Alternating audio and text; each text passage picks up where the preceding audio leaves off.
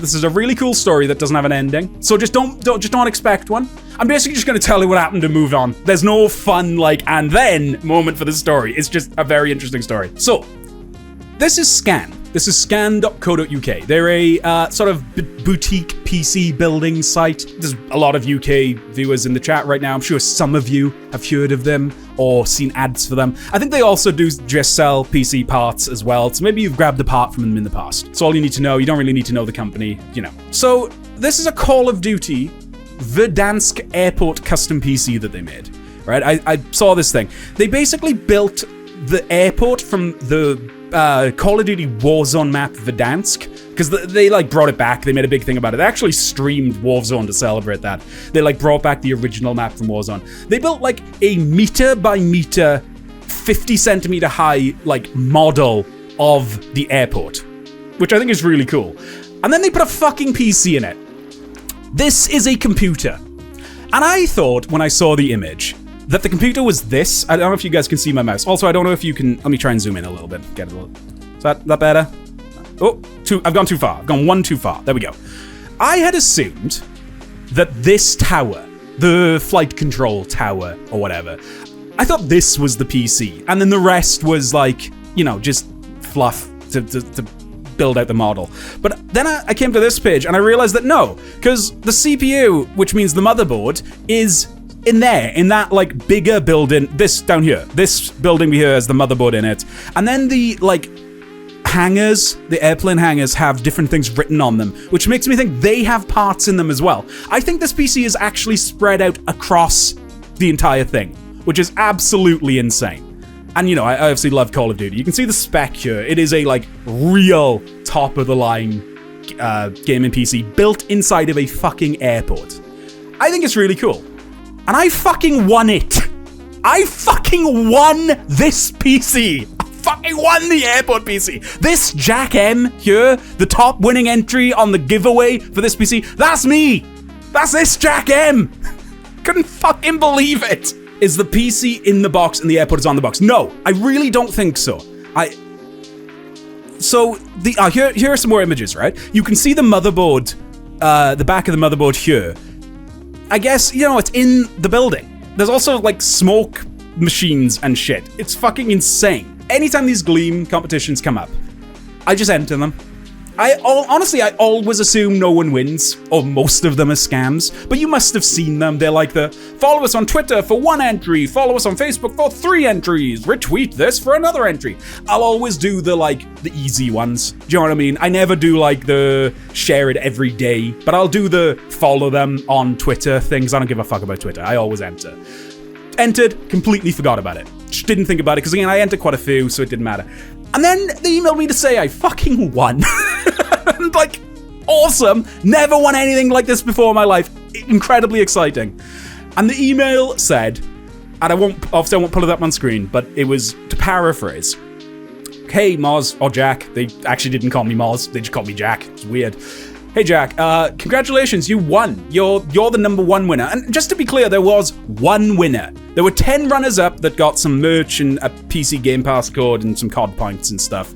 There was 1 winner, and they emailed me to say that 1 winner was me. Congratulations. Just so we're on the same page, though, this airport model is a meter by meter and 50 centimeters high. It is huge. And we just want to make sure you actually want it before we ship it. Basically, reading between the lines, they emailed me to say, please don't make us ship this to you. Please.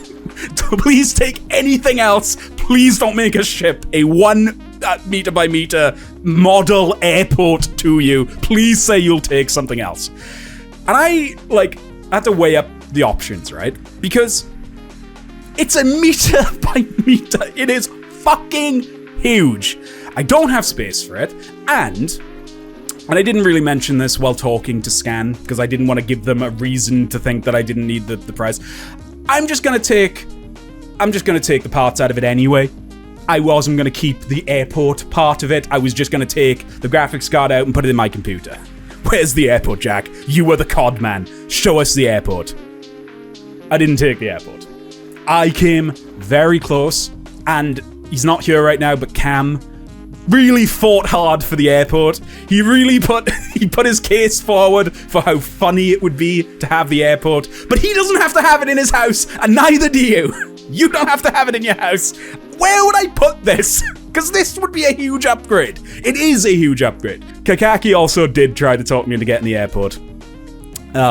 She suggested that I should get it and put it here on this table that I have behind me, to just have a model airport behind me at all times with wires coming off it into these monitors so I can stream. I have people over in this room quite a lot, and we'd all just be like sitting around drinking around an airport, desperately trying not to spill a drop over a decently high-end computer. So after weighing it up, I decided it was cool to just win. Obviously, it was cool to just win. And I took them up on their offer to just have a regular PC sent out, not being in the airport. And that's the end. Like I said, the story doesn't have an end. It's just kind of insane. I've never had that happen before, and it really, really is, like, top of the line. It's the nicest thing I've ever owned. Like, not even no contest whatsoever. There is one other little thing, though. I may have lied about there being an ending to the story. For some reason, so like I said, I've built PCs a lot myself, and I don't like to compromise, but I also don't really like wasting money. So I don't tend to go for the nice option, I tend to go for the good option, right? For example, my RAM, I don't have RGB RAM, or I don't need lights on my RAM. I think it looks nice when you get all your computer like a disco going on. I think it's pretty cool. But I wouldn't choose that for myself. But with the PC they actually gave, it was RGB'd out the arse. In a very cool way. I'm not complaining. I want to make that very clear. I'm not complaining, but it's just not what I would have done for myself. It also had water cooling on the CPU, something that actually really worried me. I've never done water cooling. I know it's slightly, very slightly better than air cooling and way quieter. I just don't want water near my computer.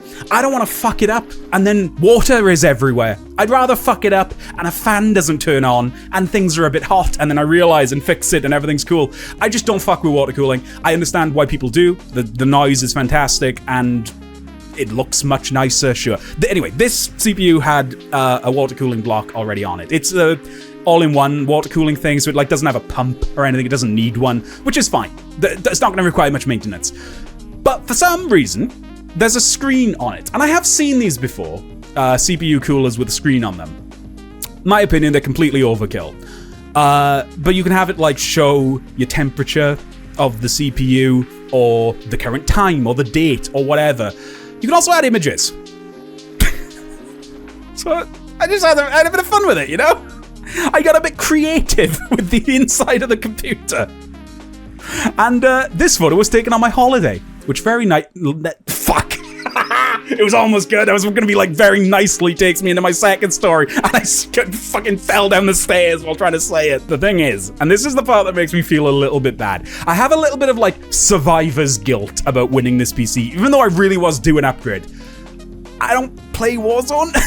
I play Call of Duty. I play Black Ops 6 multiplayer. I don't play Warzone at all. I don't really know this map all that well, which is another reason why I didn't want the fucking diorama, because it means nothing to me. I don't know this airport. But yeah, that's my insane winning a PC story. And yeah, I don't regret not taking the airport, for anybody wondering. If I had a shit ton of space, I would have done it. But also then maybe I wouldn't, because the other argument I made, and Kaikaki did make a good point, I sort of half read. She joked about putting it in the middle of the table, but her actual suggestion was, just take the PC, take the airport, and then just sell it. Because it's probably going to be worth, it's one of one, so it's probably going to be worth quite a bit. But then I have to ship it. I have to figure out a way of shipping a giant airport to someone in a way that it doesn't break. And I guess, yeah, the moral of the story is just enter those Gleam competitions if you see them. Sometimes people do win. And I mean, this is interesting, because this one only had 9,500 people enter. I think if you're in the chat right now, you can fancy your odds of winning 1 in 10,000. Let's round it up. 1 in 10,000. It's got to go to someone, So yeah, I mean, enter them. Who knows? You might get one. That's the end of the story. Like I said, the story doesn't have an ending. I don't have a big, like, ha moment. But I do have another story. And the other story, if you're all feeling a little bit of, like, I don't know, resentment, you know, a bit of envy, maybe, because, oh, Moz got something cool. I don't have something cool. This next story is going to make you feel a lot better. I'll just say that.